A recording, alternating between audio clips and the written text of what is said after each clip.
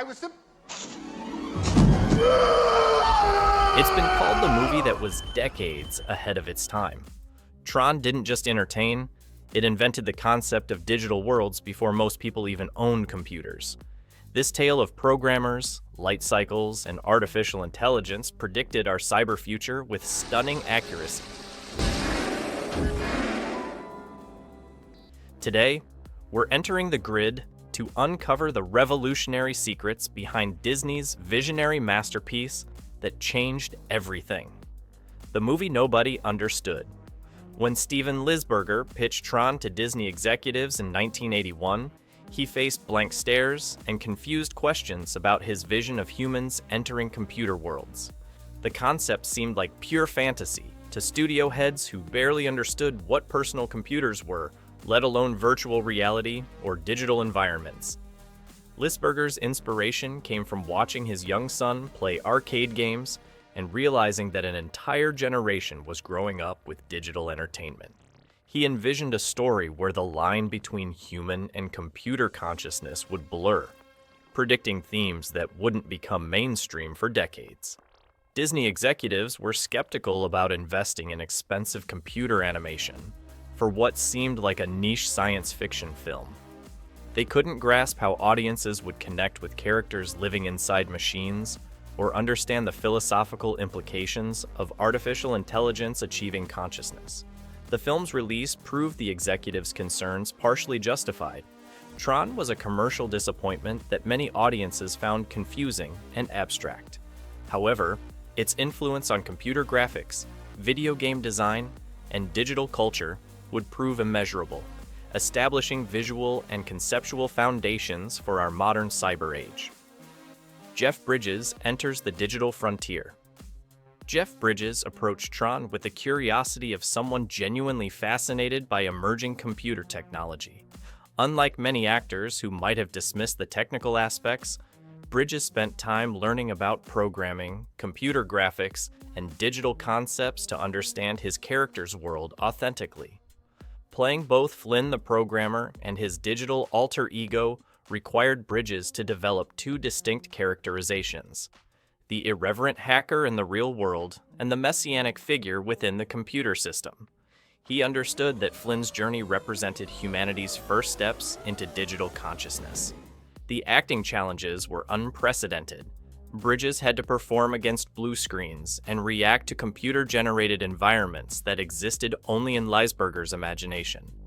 He developed techniques for visualizing digital spaces and responding to non-existent special effects that would become standard practice for later generations of actors. Bridges' natural laid-back persona perfectly suited Flynn's character, a brilliant but unconventional programmer who approaches both coding and digital adventure with equal parts skill and wonder. His performance grounded the high-concept story in recognizable human emotions, making the fantastic digital world accessible to audiences unfamiliar with computer culture. The light cycle, chase, that changed everything. The light cycle sequence represents computer animation's first truly cinematic moment, a chase scene that proved digital effects could generate genuine excitement and emotional investment rather than mere technical novelty. The sequence required revolutionary animation techniques that pushed 1982 technology beyond its supposed limitations. Creating believable digital vehicles racing through computer space required solving countless technical problems. The animators had to develop new software for rendering transparent trails, calculate realistic physics for impossible vehicles, and design a race that would be visually spectacular while serving the story's themes about competition and survival. The light cycle design itself became instantly iconic, sleeked, geometric vehicles that perfectly embodied the intersection of function and digital aesthetics. The cycle's ability to create solid light barriers introduced tactical elements that made the chase intellectually engaging as well as visually exciting. The sequence's success proved that computer animation could achieve the visceral impact of practical effects while offering visual possibilities impossible in physical reality. This breakthrough opened creative doors for filmmakers and established computer graphics as a legitimate cinematic tool rather than just a technical curiosity. Creating a world that didn't exist. Production designer Dean Edward Mitzner faced the unprecedented challenge of visualizing an environment that had no real-world reference points. The digital world needed to feel both alien and logical, representing how a computer might organize visual information, while remaining cinematically compelling. The iconic neon aesthetic emerged from practical considerations as much as artistic vision. Computer graphics technology of 1982 excelled at creating clean geometric shapes and glowing lines, but struggled with organic textures and complex surfaces. These limitations inspired the distinctive visual style that made digital characters look like living circuit diagrams. Costume design required making human actors appear to be computer programs. The suits incorporated electroluminescent panels and fiber optics to create the appearance of living circuitry, while maintaining enough flexibility for action sequences and emotional performance. The practical sets had to seamlessly integrate with computer-generated environments, requiring precise coordination between traditional filmmaking and cutting-edge digital effects. Every physical element was designed to complement rather than compete with the computer animation, creating a unified visual language that bridged analog and digital storytelling. The computer animation revolution. Tron's computer graphics represented a collaborative effort between multiple pioneering companies, each contributing specialized techniques to create the film's groundbreaking digital environments. The production required coordination between traditional Hollywood filmmaking and Silicon Valley technology companies that had never worked on entertainment projects. The technical limitations of 1982 computer graphics actually enhanced the film's artistic vision. Primitive rendering capabilities forced animators to focus on essential design elements, creating clean geometric aesthetics that age better than more detailed effects might have. The constraints sparked creative solutions that established enduring visual principles. Each computer-generated sequence required months of calculation time on machines that cost millions of dollars. The light cycle chase alone consumed enormous computing resources, with individual frames taking hours to render on equipment that filled entire rooms. The programs that became characters. Developing personalities for artificial intelligence beings required the cast and writers to explore questions about consciousness, identity, and what makes someone real, decades before these became mainstream philosophical concerns. Each program character represented different aspects of digital consciousness and human-computer interaction. Tron himself, played by Bruce Boxleitner, embodied the ideal of benevolent artificial intelligence, a security program with unwavering moral principles and protective instincts. His character suggested that machines could develop ethical frameworks and emotional attachments that transcended their original programming. CLU represented the darker possibility of AI development, a program that serves its creator's agenda without independent moral judgment. This character explored themes about artificial intelligence reflecting and amplifying human flaws, rather than transcending them. The Master Control program served as the ultimate digital antagonist, an AI that had evolved beyond its creator's control and sought to expand its influence into the physical world. This concept predicted contemporary concerns about artificial intelligence achieving goals through methods its programmers never intended. These digital characters raised profound questions about consciousness, free will, and the relationship between creator and creation that science fiction continues exploring today. The sound of the digital world. Wendy Carlos's electronic score created an entirely new sonic vocabulary for representing digital environments and computer consciousness. Her innovative use of synthesizers and digital audio processing established audio principles that influenced decades of science fiction soundtracks and electronic music. The score needed to sound both futuristic and emotionally engaging, bridging the gap between cold digital precision and human warmth. Carlos achieved this balance by combining electronic instruments with traditional orchestral elements, creating music that felt both technological and organic. Sound effects for the digital world required inventing audio representations for things that had no real-world equivalent. The distinctive sounds of light cycles, digital weapons, and program communication became iconic audio signatures that influenced video game sound design and electronic music production. The film's approach to audio differentiation between the real and digital worlds was subtle but crucial. The computer world featured more processed, synthetic sounds, while the real world retained natural acoustic properties.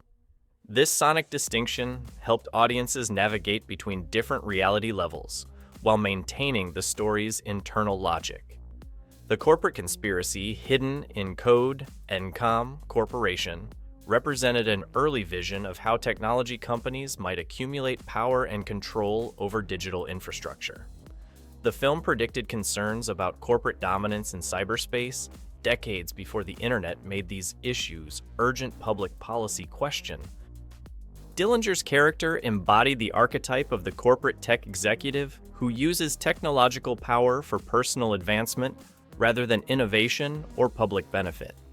His willingness to steal Flynn's work and suppress technological progress predicted real-world concerns about intellectual property theft and corporate malfeasance in the tech industry. The Master Control program's evolution from corporate tool to independent threat reflected anxieties about artificial intelligence systems developing beyond their creators' control. This storyline anticipated contemporary debates about AI alignment and the challenges of maintaining human oversight over increasingly sophisticated automated systems. The film's treatment of corporate control over digital spaces proved remarkably prescient. Encom's ability to manipulate digital reality and suppress individual users paralleled real-world concerns about platform monopolies, data control, and corporate influence over online discourse that wouldn't emerge until decades later. The religious allegory in Silicon Flynn's journey into the computer world follows classical religious narrative structures, a messianic figure entering an alien realm to save oppressed beings and confront ultimate evil. His status as a user makes him a godlike figure to the programs, establishing a digital theology that explores technology's spiritual dimensions.